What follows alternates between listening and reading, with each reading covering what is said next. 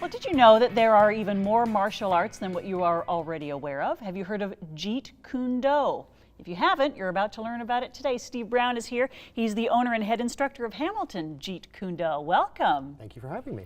I confess that it's a new one to me. What is Jeet Kune Do?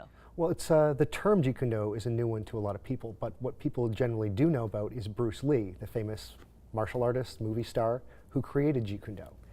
So we get a lot of that, a lot of people asking, Jeet Kune Do, what is that? As soon as I mention that, people tend to go, oh, I know what that is. Or I've so seen it's actually similar. been around for quite a long time. Well, compared to other martial arts, no. I mean, Bruce Lee only died about 40 years ago. So it's not as widespread in terms of a martial art as other arts that have been around for hundreds of years. But Bruce Lee's fame helps with that. But yeah, but 40 years ago, he passed away and his students started spreading it around. But yeah. People often refer to Bruce as the father of mixed martial arts. Oh. Being that he wasn't, he studied traditional Kung Fu and when he was in Hong Kong. He also mixed it with Western boxing and put a more modern flair to it, as well as some other arts. His brother was a world champion fencer, so he used a lot of the fencing footwork. And his brother used to play fight with him, and he'd end up slapping Bruce in the face. He'd say, "How do you do that? How'd you do that?" "I know Wing Chun Kung Fu. I know boxing." His brother would say, "Well, use my lead hand like a fencing foil." I'd say, "You have to show me that." And that's where he started to blend things. And there were other influences I won't get into, but yeah, he started to take the idea of taking the best things and sort of molding them into his vision of what a martial art should be. Makes sense. I think Why so. not? Why not? Anything's better when you take the best of everything else and put it together. Yeah, and that's sort of, I hate to use the term jack of all trades, master of none. It's sort of the idea that at our club, when you first come, I'm your instructor and I tell you what to do because you don't know any better. But then as you develop and you sort to get your own ideas and you understand them a bit better, maybe you do things slightly different than me. We do have a curriculum we work through, but not everyone ends up being exactly the same. Interesting. You've got the club, as you say. Yes. You've also got some events coming up in August that people can check out if they're interested in learning more. Yeah, all throughout August, we're going to be doing something called Kung Fu in the Park. It's at Cliffview Park in Hamilton, the top of the Shadoke Stairs, sorry. And we'll be doing that from 10 a.m. to 11:30 a.m. And it's free. Anyone can come and just check it out. Join us if you want. Watch if you want. Very cool. And obviously you'll be there to answer questions and Yes. talk about the classes that you're offering. Yes, absolutely.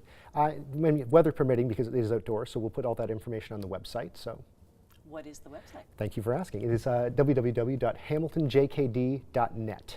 Cool. JKD, Jeet Kune Do. How long have you been doing it? Well, I've been doing it since I think about 1993. I started in high school with some of my high school friends. I'm 42 now, and we just kept doing it. And on top of being a way to stay fit and active, it's a great social gathering. I mean, really good group of people that gets together. Some of my high school friends are still doing it with me. So. Wow. Yeah. Well, you've brought one of those friends here today. Yes. And you're going to do a little demonstration for us, right? I think so, Should yes. Should we move the glass table out of the way? If you want it more exciting, we can put someone through the glass table, but it's probably a good idea to move it, yes.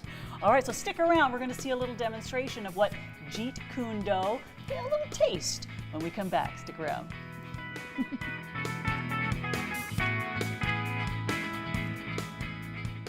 All right, now we're going to find out what Jeet Kune Do looks like. Steve Brown is back. We have learned that this is a martial arts that's been around for at least 40 years, right? Yep. You teach it at Hamilton Jeet Kune Do. That's correct. You've brought Eric, who is another instructor at the club and Yes. one of the co-founders, so you guys founded this together Yes. in Hamilton. What are we going to see today? Well, we're going to show you a couple things. We're going to start out showing something called a stop kick, Stop kick. meaning he's coming towards me and I've read some intent that I don't like. So I'm going to intercept that before he gets a chance to come. So if he's coming at me like with a punch, all I'm going to do is I'm going to give him a straight leg to the shins. He's wearing his protective shin pads. I'm going to kick there, punch to the face. Now what I don't want to do is be passive with it. If I have my leg bent and he comes in, that gives him the chance to collapse my leg and push me back. So what I want to do is give him a swift kick, straighten the leg out, poke him in the eye. From there I can do whatever I want to follow up. And his face is right there where you need it, right? Exactly. That's going to change the level of his face. Once I stop him here, he's still got forward momentum. His head dropped, and I have my hand down low, poke in the eye, still have my rear hand to protect and follow up with. That's great. Do you It get works. beat up a lot? Yes. He gets beaten up a lot, he says. All right, well, this is an advanced move, right? Right, so we're going to teach you something a little simpler. Ooh, all Off right. a basic wrist grab, what he's going to do is he's going to grab, doesn't matter which hand, doesn't matter which way he grabs. What I'm going to look for is his thumb and where that is.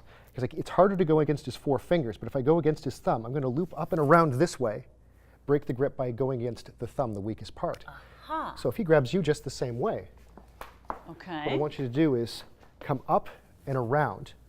There we go, and then shoot your arm out that way. Okay, so let's do that faster. All right. Oh! There you go. Did And I do you're- it? Should we do that again so the camera can get Let's it? go Yes. for it. Okay. And now you're free to run, to retaliate, whatever you think is best for that situation. That's a Okay. whole other class. Now, he gave me quite an Indian burn there. Sorry. So it's not comfortable, but I'm free. But it's better than having him drag you somewhere you don't want to go.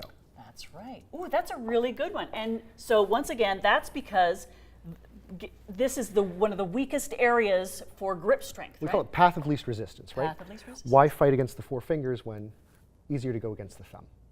But you got to be thinking that way. How do you get your mind to do what needs to be done when you need it to be done? Training regularly, the simple explanations, I mean, I could tell you how to do it. You have to be able to remember how to do it. Coming to regular classes obviously helps that.